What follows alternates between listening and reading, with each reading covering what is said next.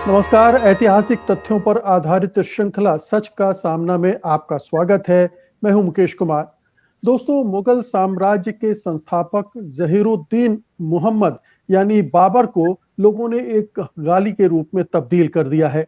अक्सर कहा जाता है बाबर की औलाद। लेकिन बाबर कौन था?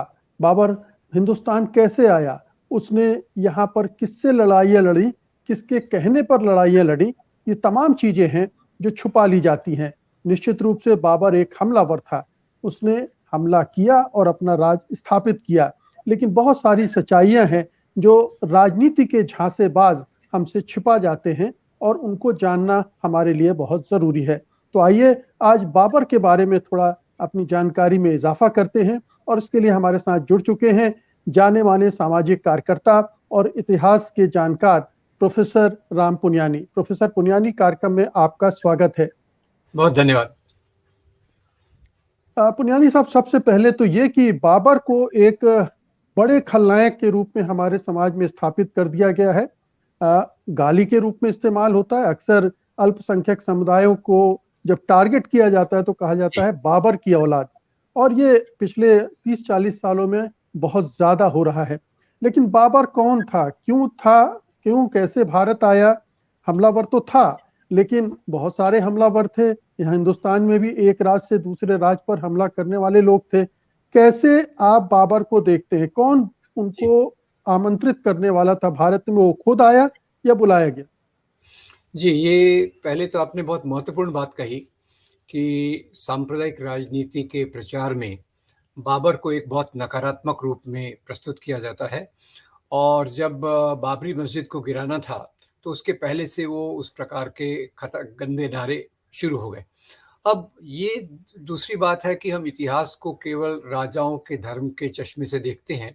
वैसे देखा जाए तो बाबर भी एक राजा था जो उस समय काबुल और उस एरिया में राज करता था 16वीं शताब्दी के शुरुआत में। तो 1519 1520 के आसपास वो सियालकोट और झेलम नदी के उस पार उसने अपने राज्य का विस्तार किया। अब उस समय इस तरफ क्या हो रहा था, इस तरफ यानी जो झेलम नदी के पूर्व में और पंजाब उत्तर भारत में क्या हो रहा था, तो यहाँ 3 प्रमुख राजा थे। क्योंकि अब राजाशाही कोई धर्म के आधार पे तो होती नहीं है, लोग प्रस्तुत करते हैं वो गलत है। तो एक तो दिल्ली में था इब्राहिम लोदी, और ये मेवाड़ राजस्थान की तरफ था राणा सांगा, और पंजाब में था दौलत खान लोधी। तो ये 3 यहाँ के बड़े राजा हो गए और इनके आपस में संघर्ष थे। जैसे दौलत लोधी को लगता था कि वो इब्राहिम लोधी को हराए, राणा सांगा को लगता था कि वो इब्राहिम लोधी को हराए।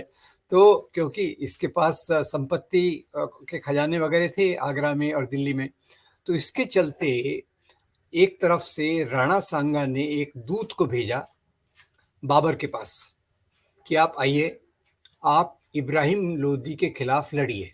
क्योंकि इसको पता था कि इब्राहिम लोधी को अकेले हरा नहीं सकता।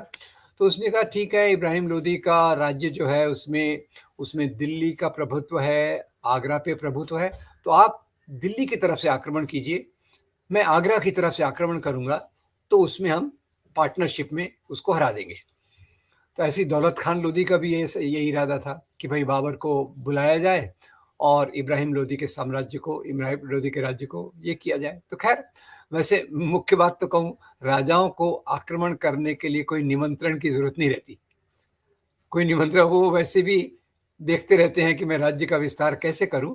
तो एक तरफ राणा सांगा का दूत आया, दूसरी तरफ दौलत खान की तरफ से आया, तो बाबर इस तरफ आया। और वो एक चालाक जनरल था, वो युद्ध की कला में बहुत माहिर था। उसकी सेना की जो भी साइज हो, उसने अपनी बड़ी सेना की साइज को हराया। पहले दौलत खान को हराया और फिर इब्राहिम लोधी की फौज आई और इनकी लड़ाई हुई पानीपत में। और ये पानीपत की लड़ाई ने यहाँ के इतिहास को एक नई दिशा दे दी। क्योंकि भले ही इब्राहिम लोधी की फौज बड़ी थी, पर बाबर का जो युद्ध नीति थी उसके चलते उसने इब्राहिम लोधी को हरा दिया, आके दिल्ली पे राज किया। अब इधर से क्या होता है, राणा सांगा ये आगरा पर जाके आक्रमण नहीं करता। उनकी समझ क्या थी कि आप दिल्ली से आइए, मैं आगरा में ये करूँगा तो इसको हम सफाया कर देंगे। और राणा सांगा, ऐसा इतिहासकार कहते हैं बाद में, कि राणा सांगा को शायद लगा कि बाबर भी वैसे ही एक लुटेरा होगा, जैसे पहले कई मुस्लिम लुटेरे आए, लूट के चले गए, ये भी आएगा, खजाना लेकर चला जाएगा और मेरा राज्य का विस्तार हो जाएगा। ये राणा सांगा की नीति थी। इसलिए राणा सांगा ने आगरा पे आक्रमण नहीं किया। राणा सांगा ने आक्रमण नहीं किया तो बाबर ने दिल्ली पे भी कब्जा जमाया, आगरा पे भी कब्जा जमाया। आगरा पे उसने अपने बेटे हुमायूं को भेजा, हुमायूं ने वहां किया, इसने यहाँ राज किया, तो इसका राज्य स्थापित हो गया। और उसने अब फैसला कर लिया, जिसको वापस जाना है, क्योंकि फौज में सब लोग हैं, जिसको वापस जाना है जाएं, मैं तो यहाँ टिक गया हूँ, ऐसा है ने, वो यहाँ उसने शासन करने की शुरुआत की। तो फिर राणा सांगा, अब देखते हैं कि भाई उसका तो रास्ता बंद हो गया। तो फिर राणा सांगा और बाबर में खानुआ में लड़ाई होती है। अब ये लड़ाई को हम तो हमेशा हिंदू मुसलमान के चश्मे से देखते हैं, राणा सांगा हमारे हैं, बाबर उनके हैं, राणा सांगा यहाँ के हैं, बाबर विदेशी हैं। पर आप मजे की बात देखिए कि राणा सांगा की फौज में हसन खान मेवाती, ये राणा सांगा के साथ हैं, और दूसरी तरफ बाबर के साथ जो दूसरे लोग हैं, और बहुत सारे अफगान सरदार, ये राणा सांगा को की मदद करते हैं बाबर के विरोध में, क्योंकि उनकी जो पुरानी दुश्मनी थी बाबर की और अफगानियों की, तो अफगान उसके साथ, राजपूतों के साथ यहाँ राणा सांगा के साथ मिलते हैं। और इस लड़ाई में, खानुआ की लड़ाई भी बहुत भयंकर लड़ाई थी, इसमें बाबर ने राणा सांगा को हरा दिया और पूरा अपने राज्य का यहाँ पूरी स्थापना उसने, दिल्ली, आगरा, राजस्थान के कुछ भाग, पंजाब के कुछ भाग, इसमें अपने उसने प्रशासन जमा लिया। और यहाँ वो जब राज्य कर रहा था तो एक बात उसे लगी कि भारत का जो वेदर है ये उतना मुफीद उनके लिए नहीं है जैसे कि काबुल के आसपास था, उस तरफ है। फिर भी उसने देखा कि यहाँ बाकी चीज़ें हैं जिसके कारण उसने यहाँ ठहरने का फैसला किया। अब मैं बाबर की ये तो पहली बात बता दूं कि ये हिंदू मुसलमान का मामला नहीं था। कहाँ एक तरफ राणा सांगा इसको अपने दूत को भेज रहा है बाबर को, इब्राहिम लोदी को हराने में, क्योंकि हर एक राजा का ऐसा एक अंदाज होता था कि मैं अपने राज्य का विस्तार कैसे करूं, यहाँ तक उसकी सीमित थी। और फिर अपनी फौज को प्रेरणा देने के लिए कई बार वो धर्म का इस्तेमाल करते थे। कई बार वो कहते थे कि भाई ये जिहाद है, ये धर्म युद्ध है, ये क्रूसेड है, पर ये कोई इसके लिए नहीं था कि भाई आप इस्लाम के मूल्यों को फैलाएंगे या हिंदू धर्म के वसुधैव कुटुंबकम को फैलाएंगे। राजाओं को धर्म से उतना ही लेना देना था जितना कि कई पॉलिटिशियंस को धर्म के नाम पे, धर्म के मूल्यों से लेना देना होता है। उनका मुख्य उद्देश्य सत्ता होता है। तो खैर, अब बाबर की जो बात मैं खास तौर से आपको बताना चाहता हूँ कि वो एक आज भी दिल्ली के नेशनल म्यूजियम में एक बाबर की वसीयत है, और ये वसीयत उसने मरने के पहले अपने बेटे हुमायूं को लिखी। थोड़ा मैं इसका अनुवाद करना चाहूँगा आपके लिए। वो लिखता है, बेटा हुमायूं, ये जो हिंदुस्तान है इसमें बहुत सारे धर्म के लोग रहते हैं। अल्लाह का शुक्र करो कि इस धरती पर राज्य करने का मौका हमको मिला है। पर याद रखो बेटा कि यहाँ जो अलग अलग कम्युनिटी है, हमको सब कम्युनिटीज़ के प्रति न्याय देना चाहिए, तभी हम अपने राज्य को एक सफल राज्य बना सकेंगे। और दूसरा, आगे वो जाके जो लिखता है उसका भावानुवाद कर रहा हूँ कि उस समय तक ये जो गाय का मामला था, हिंदुओं में गाय माता माने लग गई, तो उसने कहा कि गाय का जो वध है वो तुम मत होने देना, गाय का वध मत होने देना, ये बाबर कह रहा है। और दूसरा ये कह रहा है कि ये यहाँ हिंदू लोग बहुत हैं, हिंदू लोगों की आस्थाएं मंदिर में है, इसलिए तुम अपने राज्य में मंदिरों को मत टूटने देना।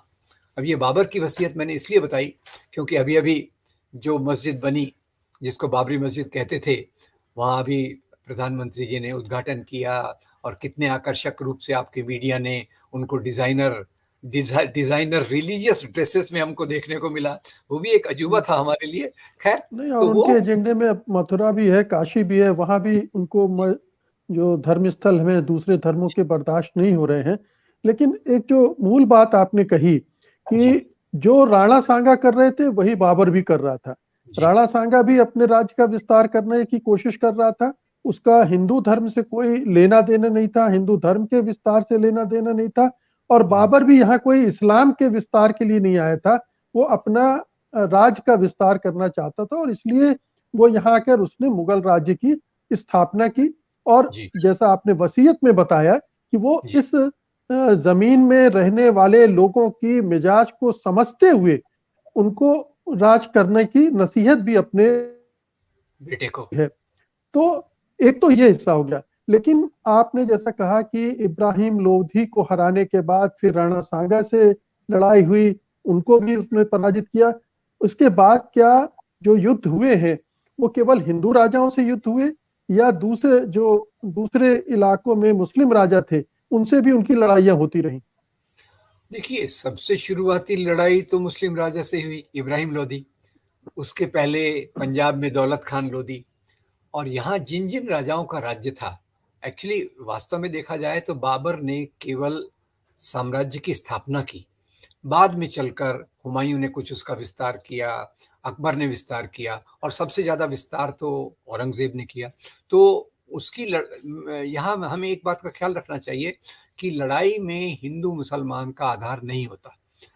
राजा से अगर आपकी संधि हो जाए, समझौता हो जाए, तो आपके साथ एक स्टेटस में काम करता है। जैसे आप औरंगज़ेब के साथ देखिए, तो राजा जय सिंह भी हैं, राजा जसवंत सिंह भी हैं, औरंगज़ेब के 33% अधिकारी वो हिंदू राजा हैं। और ये अगर आप अकबर को देखें, अकबर के बारे में तो ज़्यादा लोकप्रिय है, तो अकबर के बारे में आप देखें तो वहाँ राजा टोडरमल भी हैं, राजा बीरबल भी हैं। तो ये उसने जो राज्य का विस्तार किया, यहाँ उस समय छोटे-छोटे राजा थे। और जो राणा सांगा भी चाहते थे कि इन राजाओं को हरा के अपने राज्य का विस्तार किया जाए, और उसमें इब्राहिम लोदी उनके रास्ते में एक बड़ी रुकावट आ रही थी। इसको उसके लिए हराने के लिए उसने ये बाबर के आने की योजना बनाई। पर यहाँ के जो भी छोटे क्योंकि राजाशाही में भी आप देखिए, राजाशाही में भी बड़े ज़मींदार के बाद जो राजा होता है, छोटे क्षेत्र में होता है, फिर बड़े क्षेत्र में होता है। तो इस प्रकार से कई प्रकार के राजा थे, जिनमें मुसलमान भी थे, हिंदू भी थे। कइयों से उन्होंने समझौता किया, और बाद में तो देखिए राणा सांगा से तो इनका युद्ध हुआ। पर आप बाद में देखिए तो ज़्यादातर कई इतिहासकार तो इसको मुगल पीरियड, मुगल राज्य नहीं कहते हैं, वो मुगल राजपूत राज कहते हैं। क्योंकि बाद में चलकर ज़्यादातर मुगल राजाओं की राजपूतों से बहुत गहरे संबंध हो गए, और उनके प्रशासन में, उनके राज्य में उनका एक बहुत महत्वपूर्ण स्थान था। तो बाबर ने वास्तव में बाद में जो लड़ाइयाँ लड़ी, वो बहुत ज़्यादा नहीं थी। बाबर ने मुगल राज्य का जो, अगर बाबर का आप नक्शा देखें राज्य का, तो इतना बड़ा नहीं है। ये धीरे-धीरे करके बढ़ता और वो जाता है। केवल 4 साल ही जीवित रहा, कुल जी, मिलाकर 4 साल ही, उसके बाद उसकी मृत्यु हो गई और हुमायूं राजा बन गए। लेकिन एक जी, बात बताएं कि सांगा को आमंत्रित किया उसके पहले भी बाबर ने कई हमले किए इस तरफ, 4 या 5 बार अटैक किए, और उसमें उनको कामयाबी नहीं मिली। लेकिन जब सांगा का साथ मिला और उससे वो आए और फिर उन्होंने अटैक किया और उसमें कामयाबी मिली, क्या ये सही है? नहीं, मुझे लगता है कि बाबर का जो मुख्य क्षेत्र था, वो झेलम नदी के पश्चिम में था। झेलम नदी के पश्चिम में था, और इधर उसके बाद दौलत खान लोदी का राज्य चालू हो जाता है। तो और उसका अफ़गान से लड़ाई हुई पहले, और यहाँ इस क्षेत्र में जिसको आज हम हिंदुस्तान कहते हैं, भारत कहते हैं, इस क्षेत्र में तो सबसे पहली लड़ाई उसकी दौलत खान लोदी से ही हुई।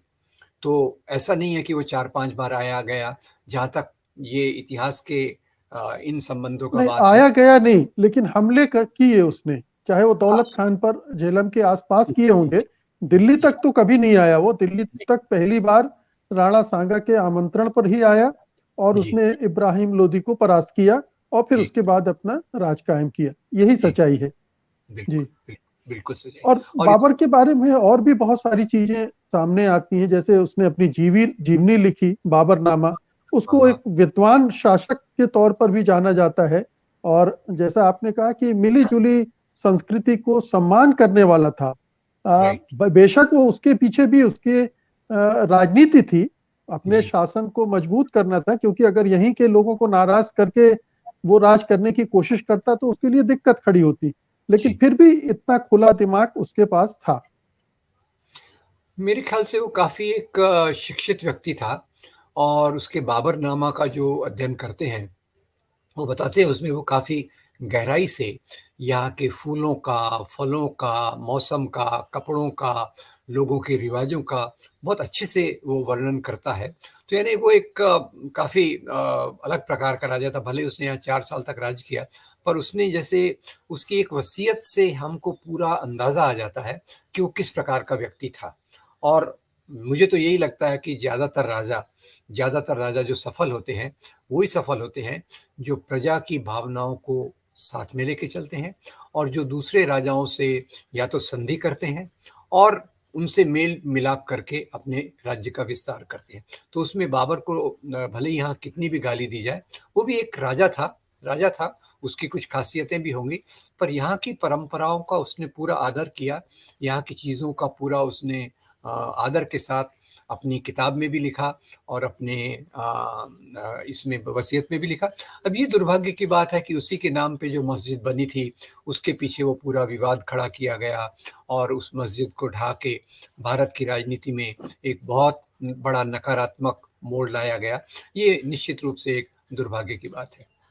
जी, तो जो लोग भी इस एपिसोड को देख रहे हैं, उन्हें ये समझने की ज़रूरत है कि बाबर वैसा नहीं था जैसा दिखाया जाता है, और बाबर के नाम पर एक समुदाय को खलनायक के रूप में पेश करने की जो कोशिश की जाती है, उसके पीछे दुर्भावनाएँ भी हैं और राजनीतिक प्रयोजन भी है, राजनीतिक एजेंडा भी है, और उस जी। एजेंडे को हम आगे बढ़ता हुए भी देख रहे हैं, और उसके जो नकारात्मक पक्ष हैं, उनको भी हम अपने सामने प्रकट होते हुए देख रहे हैं। तो बहुत सावधानी के साथ बाबर और बाबरी की औलाद जैसी गालियों को समझने की जरूरत है। बहुत बहुत शुक्रिया प्रोफेसर हुँ। पुनियानी आज की बातचीत के लिए। धन्यवाद आपका। नमस्कार। सत्य हिंदी का ऐप डाउनलोड करें गूगल प्ले स्टोर पर।